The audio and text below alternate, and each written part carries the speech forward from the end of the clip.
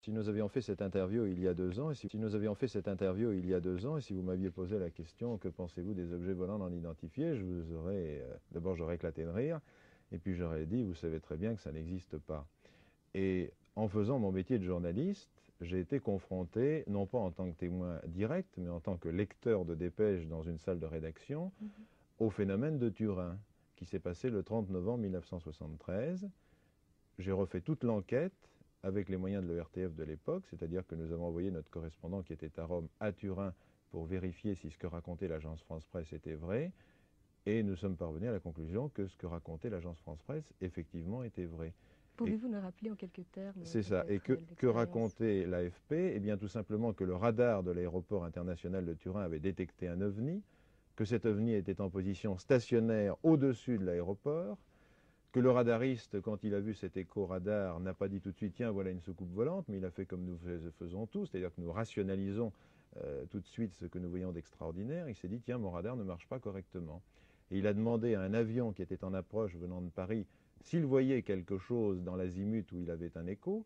Le pilote et le copilote ont dit « oui, nous voyons une lumière bleue électrique intense, nous sommes absolument incapables de dire ce que c'est, et pourtant nous avons 10 000 heures de vol ». Et cette lumière a une intensité qui varie de façon régulière. Un deuxième pilote d'avion d'Air France qui était au décollage de l'aéroport de Turin et qui a pris son envol a confirmé la vision du premier équipage. Le pilote a dit lui aussi « j'ai plus de 10 000 heures de vol et je ne peux pas coller d'explication rationnelle là-dessus, je ne sais pas ce que c'est ». Un troisième pilote d'avion qui entendait la conversation radio échangée entre les deux premiers et la tour de contrôle a demandé l'autorisation de s'en rapprocher. Autorisation lui a été accordée.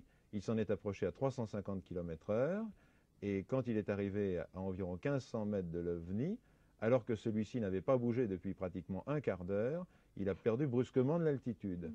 Le pilote s'est mis en piqué à 400 km/h, il n'a pas réussi à rattraper l'OVNI, et après une petite course-poursuite qui a duré 6 à 7 minutes, l'OVNI est parti à toute vitesse dans le cosmos.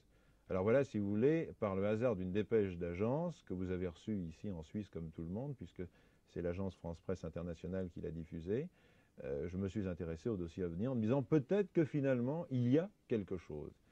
Donc c'est absolument pas en contradiction avec le journalisme dit sérieux, à votre avis?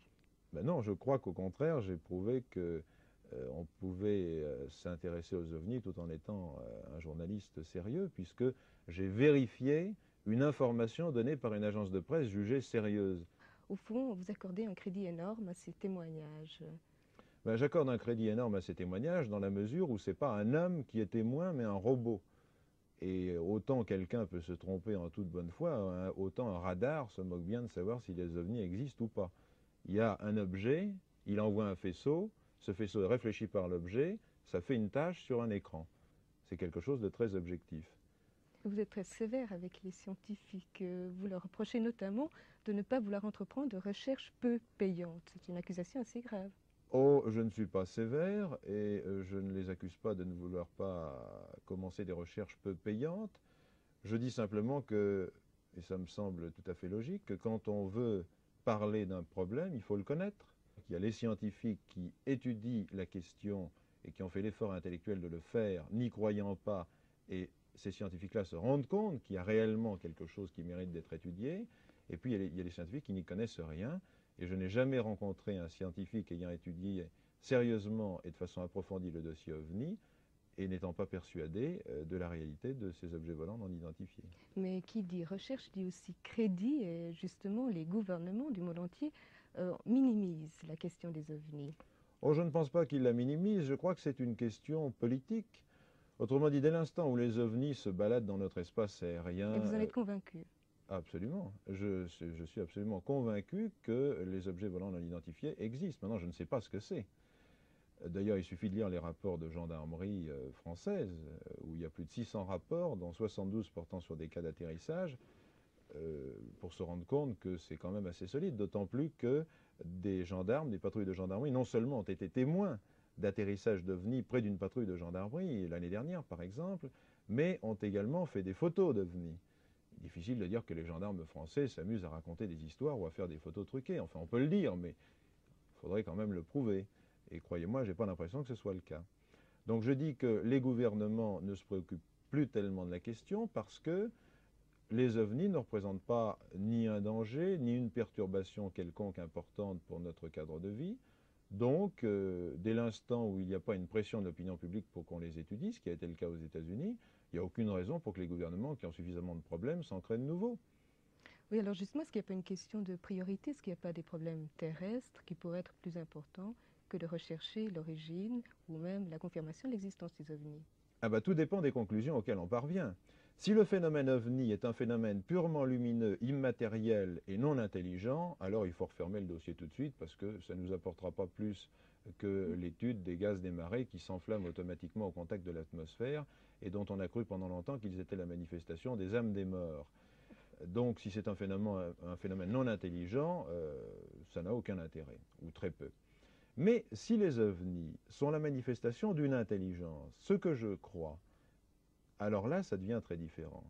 Parce que quand on parvient à la conclusion, 1, que les ovnis existent, 2, que c'est la manifestation d'une intelligence, 3, que cette intelligence n'est pas d'origine humaine, ça ouvre des perspectives pour la science et pour la philosophie qui sont fantastiques.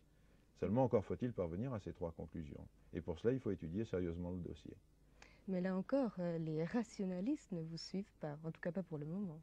Écoutez, j'ai été confronté dans un débat télévisé sur la première chaîne de télévision il n'y a pas longtemps avec un rationaliste. C'était très pénible. Je dois vous dire qu'en régie finale, on n'a jamais autant ri.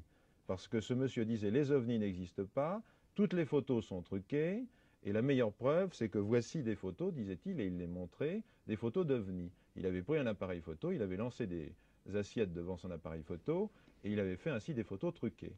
Alors ce à quoi je lui ai répondu, d'abord vos photos truquées sont très moches, permettez-moi de vous le dire. Moi j'ai fait faire des photos truquées pour bien dire qu'une photo n'a jamais été une preuve, et mes photos truquées sont beaucoup plus belles que les vôtres, puisque non seulement on voit l'ovni dans le ciel, mais on voit l'ovni qui se réfléchit dans un lac qui est au premier plan. Vous voyez, on fait de très belles photos truquées. Donc en plus vous n'êtes même pas capable de faire de bonnes photos truquées. Deuxièmement, voici des photos prises par une patrouille de gendarmerie, le 6 juin 1975, à Revigny, en France. Est-ce que vous prétendez que ces gendarmes ont truqué les photos? Alors, il ne savait même pas que des gendarmes avaient pris des photos d'ovnis. Et il a découvert ainsi en direct devant les caméras de télévision, et on a bien vu que son visage marquait un étonnement et même un certain bouleversement, qui découvrait un tout petit peu du dossier ovni qu'il ignorait complètement. Je n'ai jamais rencontré face à moi quelqu'un anti-ovni qui connaisse vraiment le dossier. Et c'est pour ça que moi, ce qui m'intéresse, ce sont les gens qui n'y croient pas et qui m'apportent des arguments contre, parce que je vous assure que si on pouvait m'expliquer ne serait-ce que l'affaire de Turin, je serais très content. Mais jusqu'à présent, on n'a pas réussi. Et des affaires comme l'affaire de Turin, il y en a des quantités. Vous dites dans votre livre que c'est un phénomène qui n'est pas récent.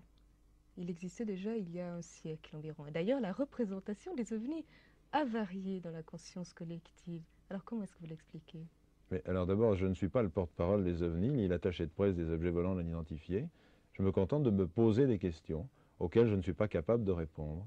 Et j'essaye de le faire le plus honnêtement du monde afin que des gens beaucoup plus compétents et beaucoup plus intelligents que moi puissent éventuellement apporter des réponses aux questions que nous nous posons tous. On me demande aussi, mais enfin, s'ils existent, pourquoi ils ne prennent pas contact avec nous? Voilà. Mais je n'en sais rien. Je n'en sais rien. Je constate objectivement la réalité d'un phénomène. Ce phénomène semble avoir un comportement intelligent, c'est le moins que l'on puisse dire. Et à partir de là, on ne peut pas aller au-delà. C'est-à-dire qu'on est sûr que ce n'est pas une arme secrète russe ou américaine, mais l'attitude de cette intelligence, ce qu'elle nous veut, depuis combien de temps elle est là, pourquoi elle est là, incapable de répondre à ces questions. Alors, je vous pose la même question que vos auditeurs vous en posez parfois. Si vous rencontrez un ovni, qu'est-ce que vous faites? Je n'en sais absolument rien. Je me suis posé la question, évidemment. J'ai dit, d'abord, si un jour je suis témoin, je n'en parlerai pas. Parce que je sais très bien qu'on dira, ce pauvre bourré, à force de parler des ovnis, il a fini par en voir un, ça devait arriver. Mais enfin, en admettant qu'un jour j'en vois un, je ne sais pas du tout ce que je ferai.